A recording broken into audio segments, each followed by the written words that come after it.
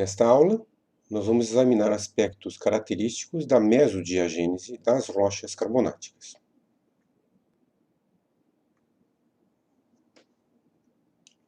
A mesodiagênese nas rochas carbonáticas é normalmente inibida pela intensa eodiagênese, em especial pela intensa cimentação meteórica. Os calcários que não foram expostos a condições de superfície meteóricas geralmente têm mais porosidade e mais processos e produtos mesodiagenéticos do que aquelas rochas que foram muito cimentadas no início da sua história.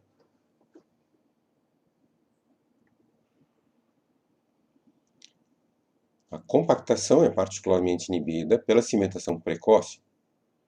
Não havendo uma cimentação completa, você pode ter compactação bastante intensa, no entanto, nas rochas carbonáticas. Tal como nas rochas siliciclásticas, a compactação ocorre ou por rearranjo físico das partículas aloquímicas, ou por deformação, como fraturamento, principalmente dos bioclastos, e esmagamento de aloquímicos microcristalinos, e bastante por dissolução por pressão, seja interpartícula ou ao longo de estilolitos. Estilolitos são bem mais comuns nas rochas carbonáticas do que nas rochas siliciclásticas, em razão da maior solubilidade dos seus constituintes.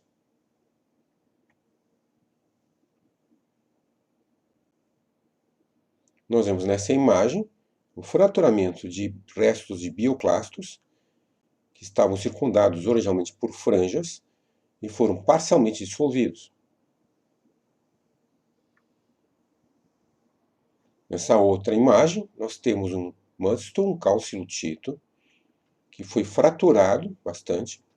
As fraturas foram parcialmente preenchidas por cimento, mas sobraram ainda porosidade de fratura. Nessa outra imagem, nós temos um greenstone olítico com dissolução por pressão interpartícula, contatos côncavo-convexos e suturados entre os oolitos. Comumente, você tem formação de estilolitos em rochas carbonáticas, e nós podemos ter, inclusive, faixas com grande quantidade de múltiplos estilolitos cortando a rocha. Ao longo dos estilolitos concentram-se materiais menos solúveis, como matéria orgânica, pirita e dolomita.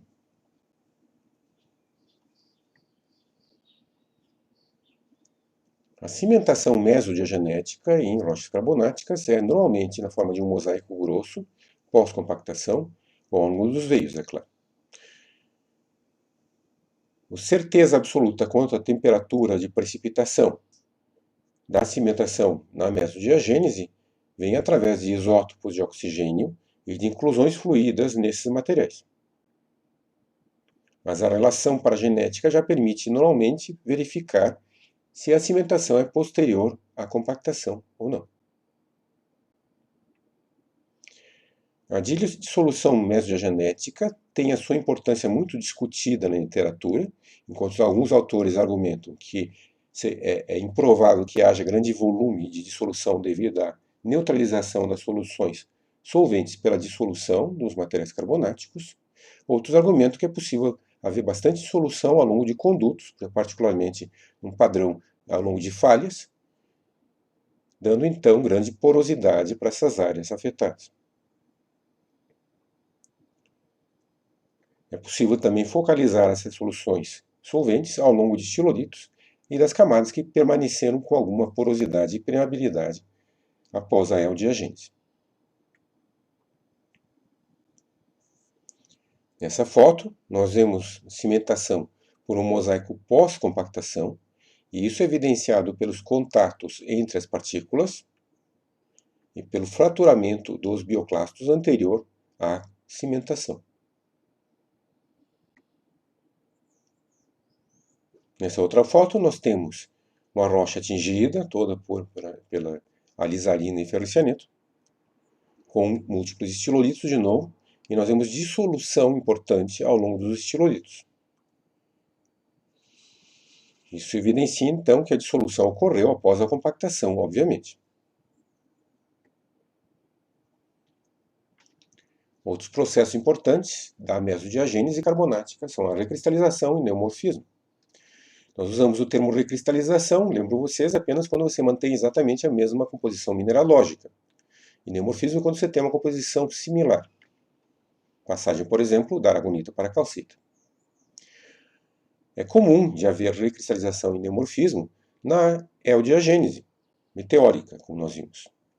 Mas, na mesodiagênese, tipicamente, esses processos, particularmente a recristalização, são bem mais intensos.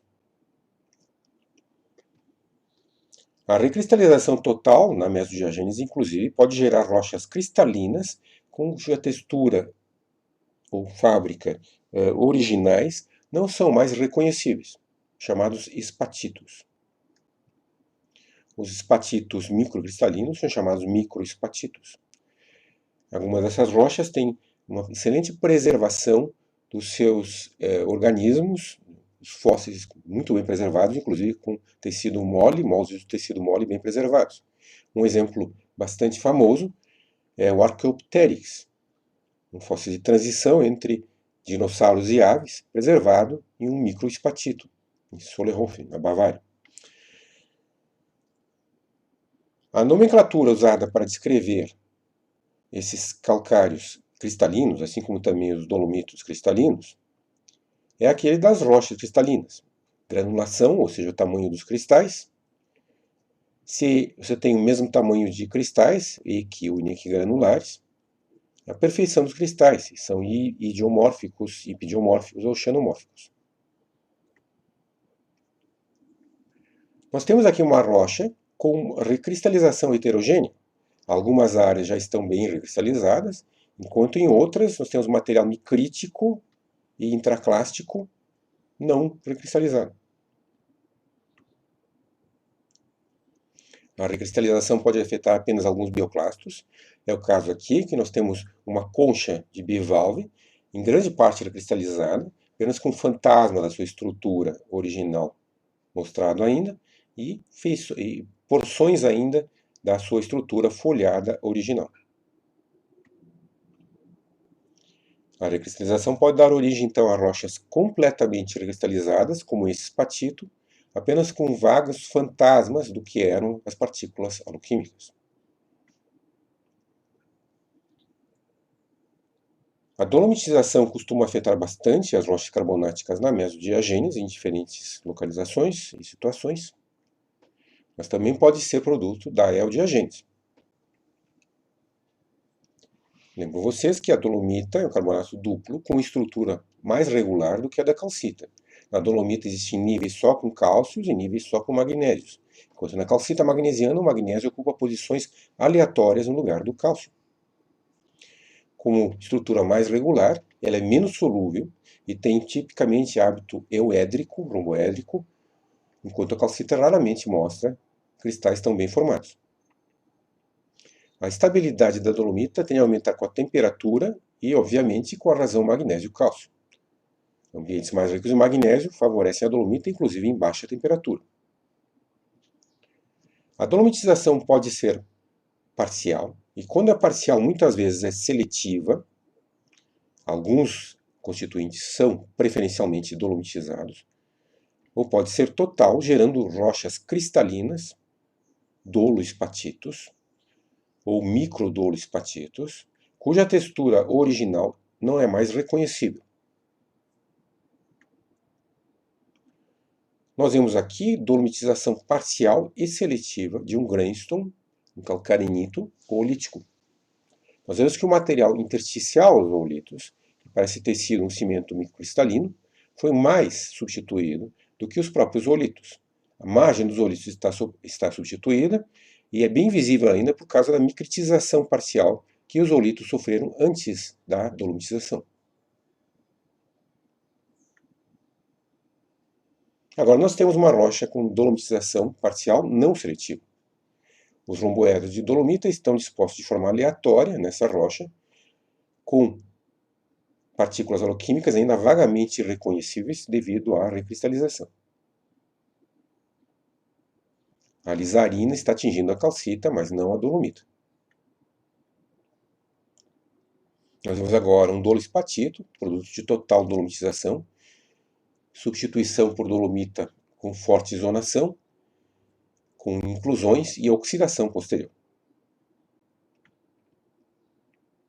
Outro dolospatito apenas com vagos fantasmas das formas dos aloquímicos originais. É comum de haver zonação, tanto visível oticamente, como umas vezes apenas na catodoluminescência na dolomita. Na catodoluminescência, a dolomita geralmente mostra forte zonação pela variação do teor de ferro e de manganês. Na mesodiagênese das rochas carbonáticas, assim como das siliciclásticas, costuma aparecer algumas vezes dolomita em cela. Dolomita em cela é uma forma anômala e defeituosa da dolomita, com faces e clivagens curvas, extinção ondulante, produto então de precipitação acima de 60 graus centígrados e algum excesso de cálcio na estrutura. Algumas vezes ela tem formas bastante distorcidas do retículo cristalino devido a essa situação, com máculas com clivagens bem curvas, faces curvas com defeitos, tipo escada nas faces, e extinção extremamente ondulante.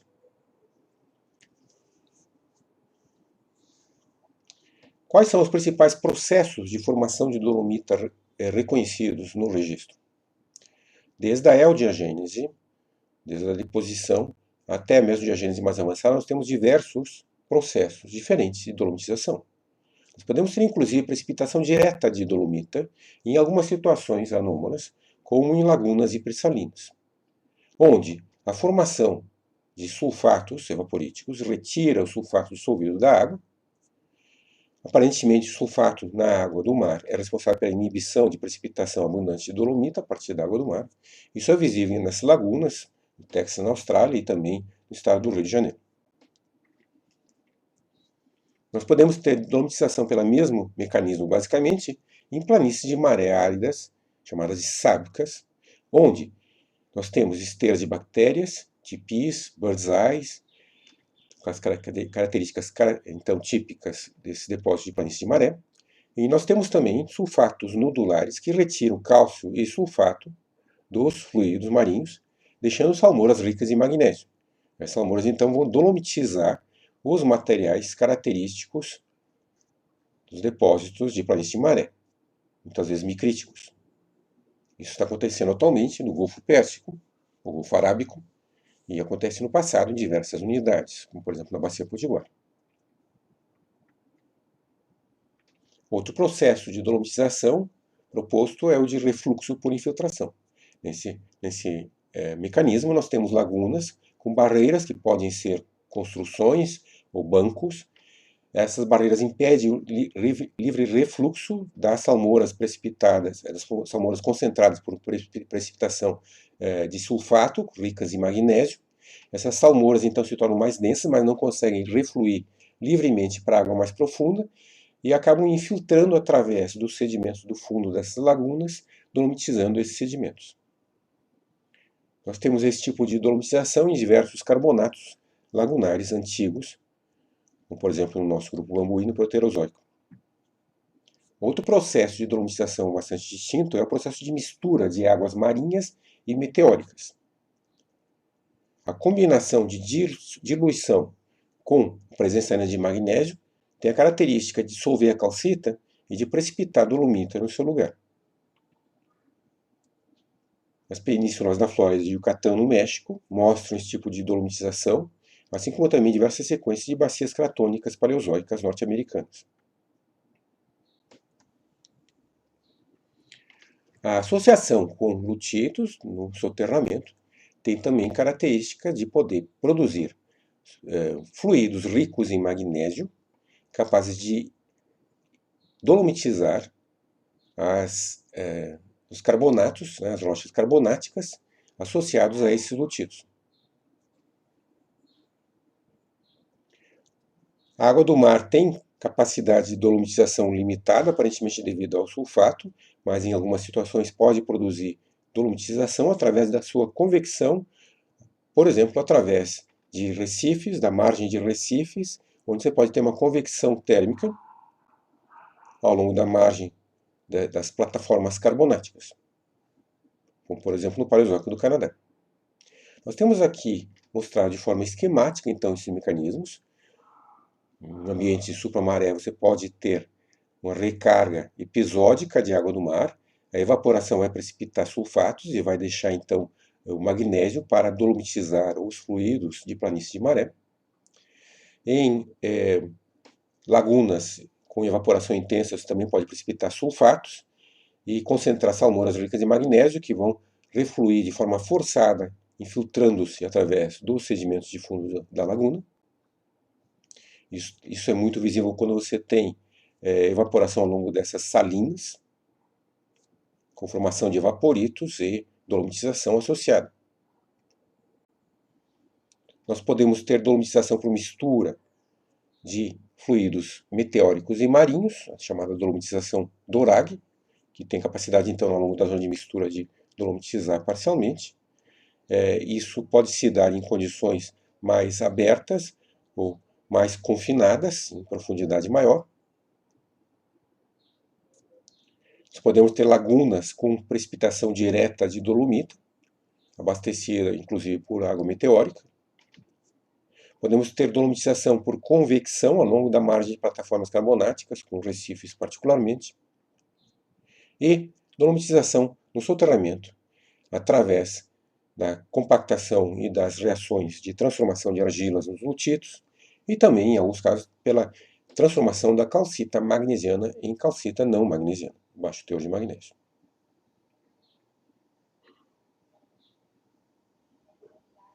Nós podemos ter também a substituição de rochas com dolomita por calcita.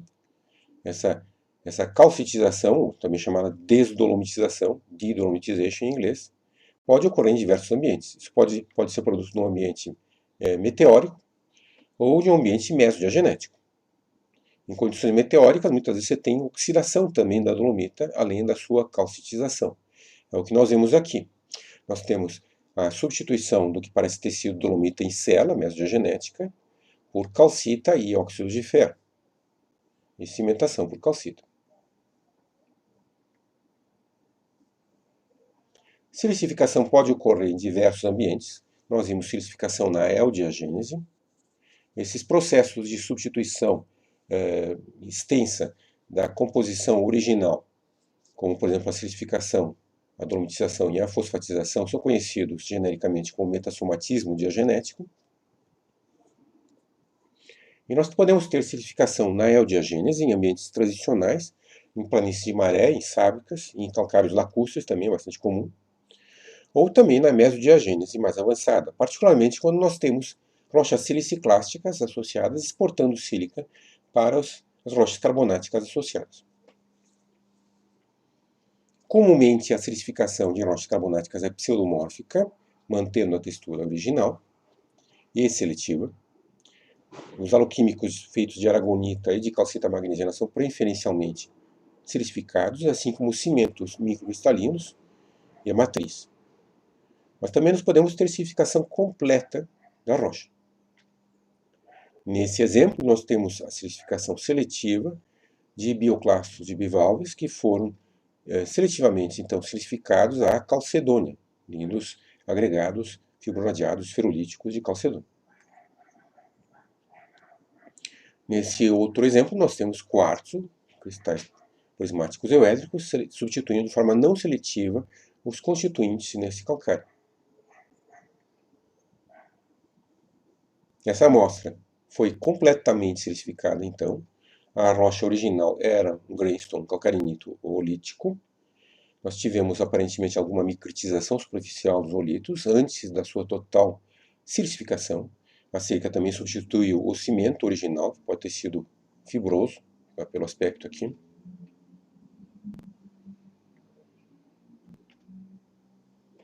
Outros minerais associados a esses principais minerais das rochas carbonáticas, a pirita, como nós vimos, é bastante comum, ocorre formada em ambientes eudiagenéticos redutores por bactérias de redução de sulfato, particularmente na eudiagênese marinha, na forma de framboides. Então, podemos ter pirita grossa tardia, formada durante o soterramento. Fosfatos podem ocorrer tanto na forma primária, como bioclastos de peixes e braquiópodes e conodontes, como também em forma diagenética, altigênica, substituindo, inclusive, totalmente algumas faces carbonáticas, como nós vamos ver no final da disciplina. Podemos ter rochas fosfáticas produzidas por fosfatização de depósitos carbonáticos.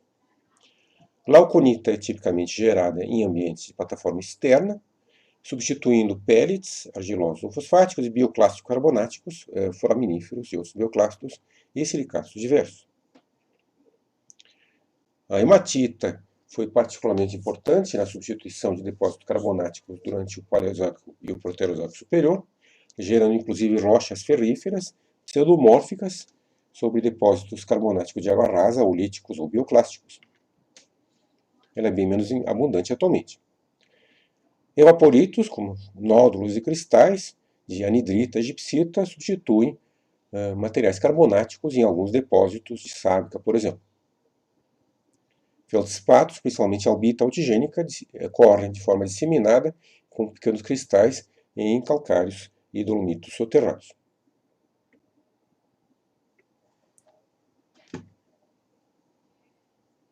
A leitura indicada para esses conteúdos é a parte de diagênese carbonática do livro do Tucker. Nós vamos ver esses processos na nossa aula prática correspondente e também nos tutoriais e atlas de rochas carbonáticas distribuídos. Obrigado.